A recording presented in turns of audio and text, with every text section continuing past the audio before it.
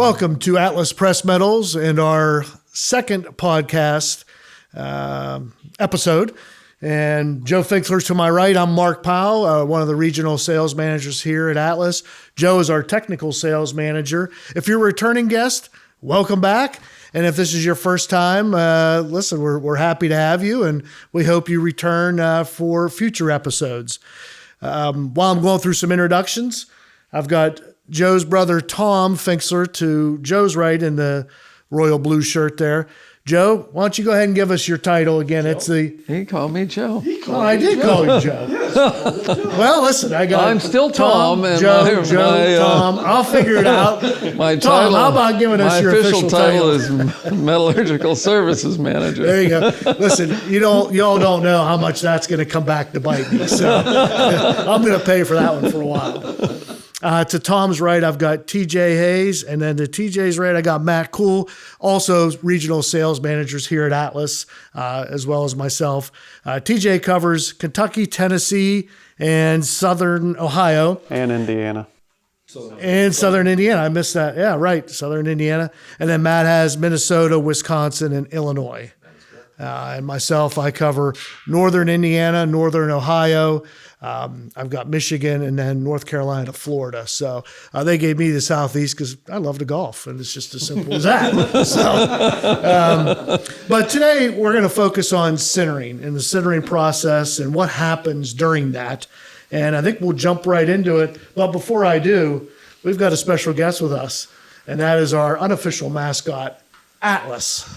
And Atlas is Tom's golden doodle, who is 6 months old. About 6 months old right now. And full of a lot of energy. Oh, yeah. Just as any puppy would be. Huh? He stays busy. Yeah. So, but hopefully he'll be a lot more behaved in the future. Yeah, right.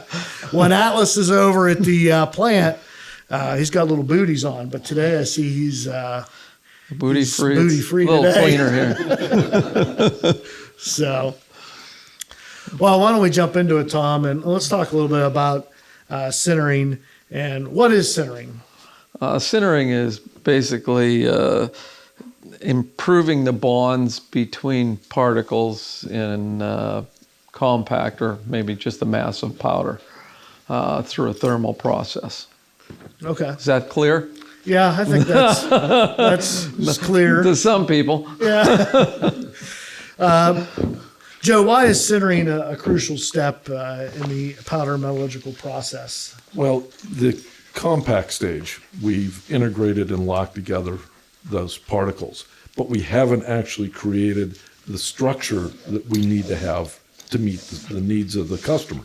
So that sintering process, going through that elevated temperature, creates those bonds that Tom was referring to.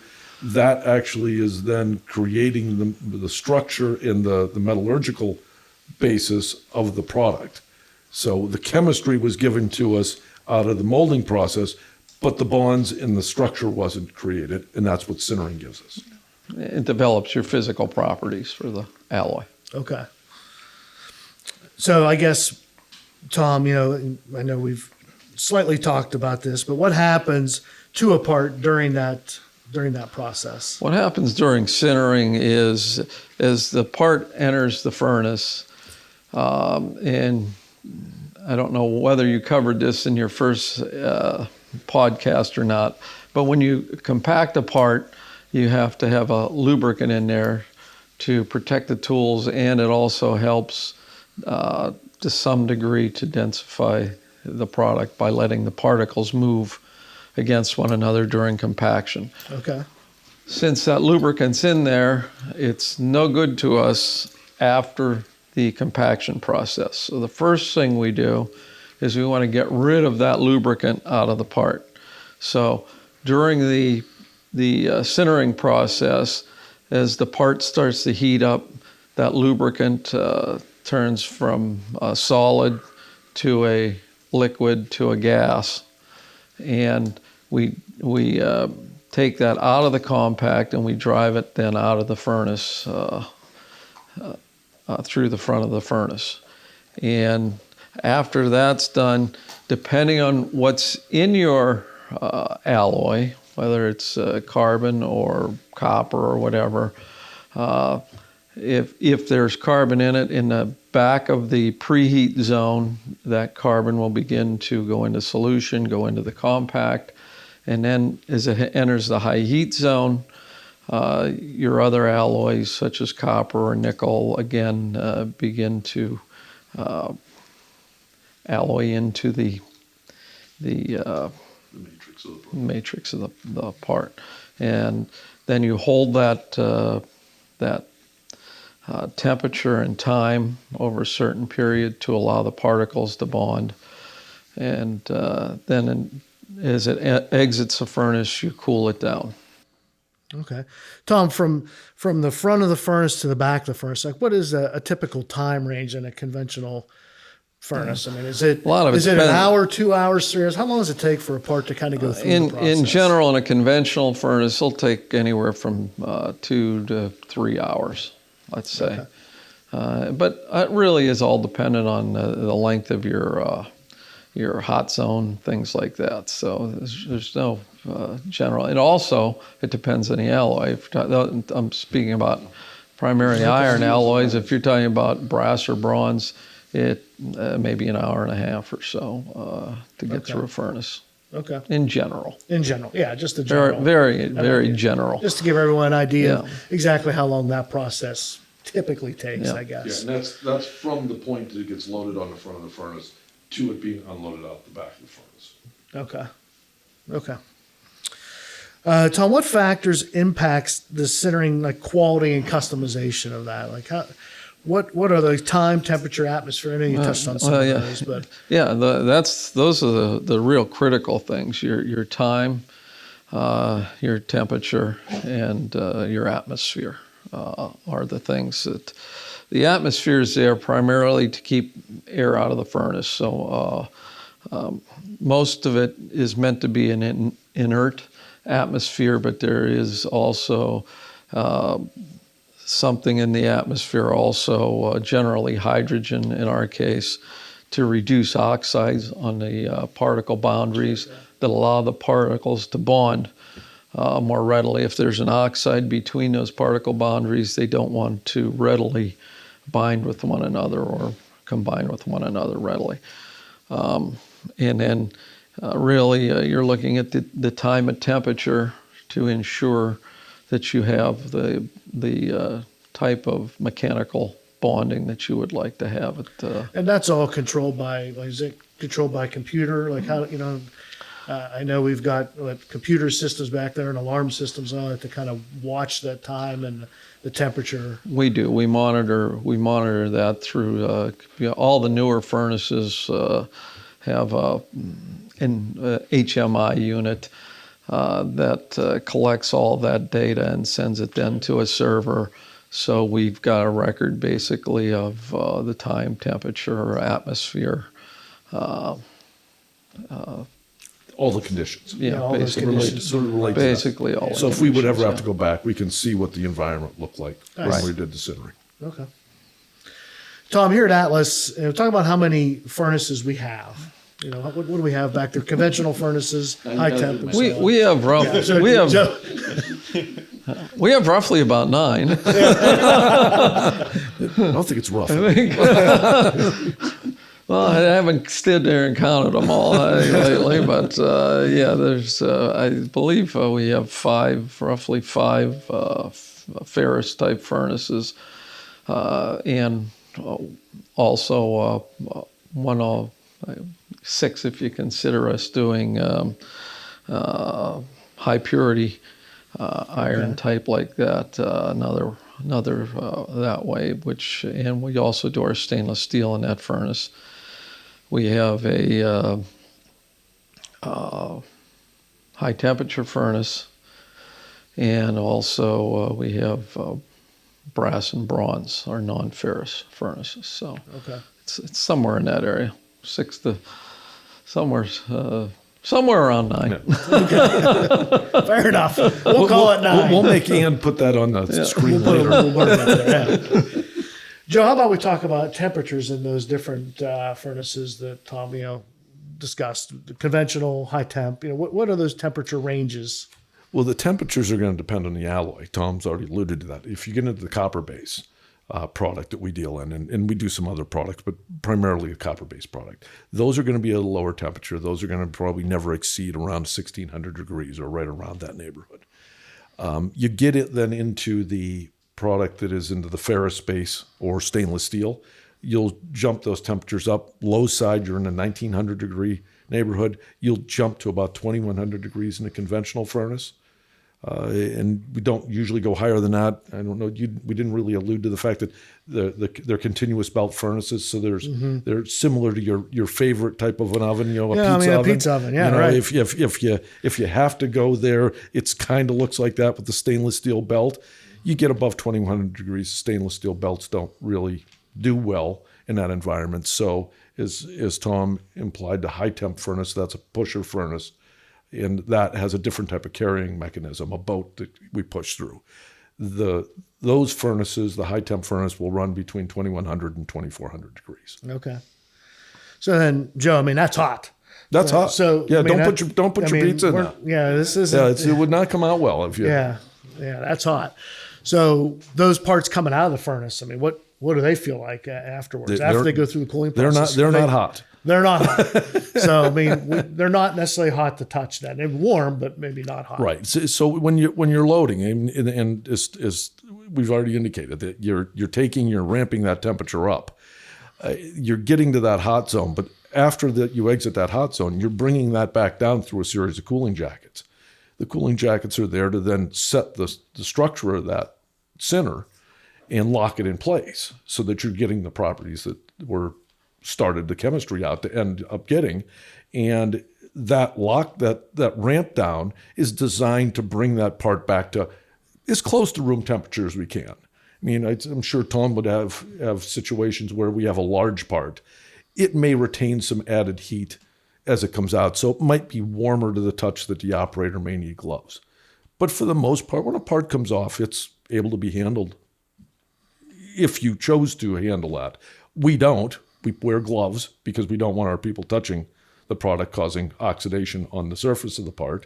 But if you had to, you could pick it up and you could handle that part off the back end. Okay. Hey, Joe, so you mentioned stainless steel belts for the lower temperatures, but for the high temperature, you mentioned the boat. Can you elaborate on what that boat is compared to the stainless steel belt? Tom, do you want to field that one, what the boats are made of? Oh, they're made of aluminum, alumina type of material that's specially designed to handle the temperature and atmospheres during that. And they're obviously reusable. They don't burn up. They're not disposable. They go through countless times, and it's just it looks like a boat. It's a tray that has edges on it that we load the parts into. Yeah. You know, as opposed to the conventional furnace where we might put the parts in the belt, or we might have parts on a carrier or something like that doesn't have those type of framework on it. But in that case, in order to allow the pusher to push it through, those boats are designed to have some structural form so that they can be pushed through, and they're going to push a whole series of them through. And Tom, I don't know how long that furnace is. That's what, about a 30-foot furnace, 40-foot furnace? Yeah, probably close to 40. And so you're pushing front to back 30 or 40 feet of boats through. So those have to have a structure strong enough to withstand that push of that as well. Tom, oftentimes when I'm looking at part prints from customers, and these guys probably the same way, you'll see on there it asks for sinter hardened. Can we talk a little bit about what sinter hardened is? Yeah, sinter hardening is that we have a particular iron alloys that as they exit the furnace, it gives you the ability to rapidly cool that and give you heat-treated properties without going through a secondary process externally of a quench and temper. Okay.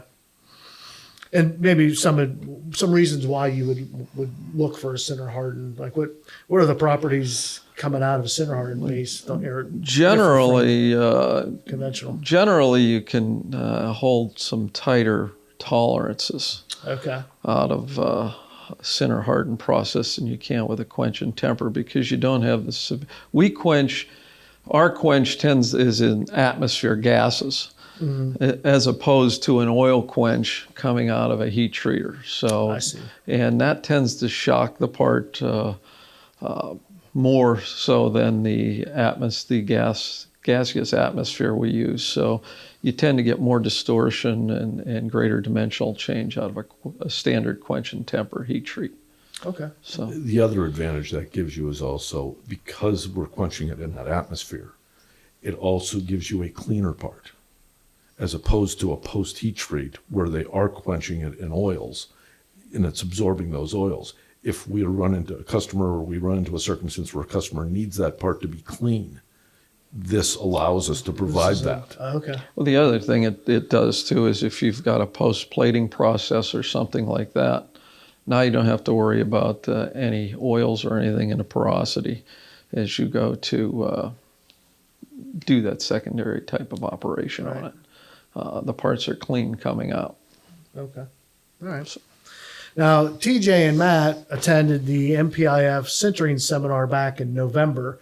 Like, guys, what kind of highlights did you pick up from there? Any little nuggets, or what made the biggest impression on you coming out of that seminar? Yeah, so the seminar was great. It's always nice learning more about the process so that when we're out talking with customers about new projects, we're able to really help them out with it.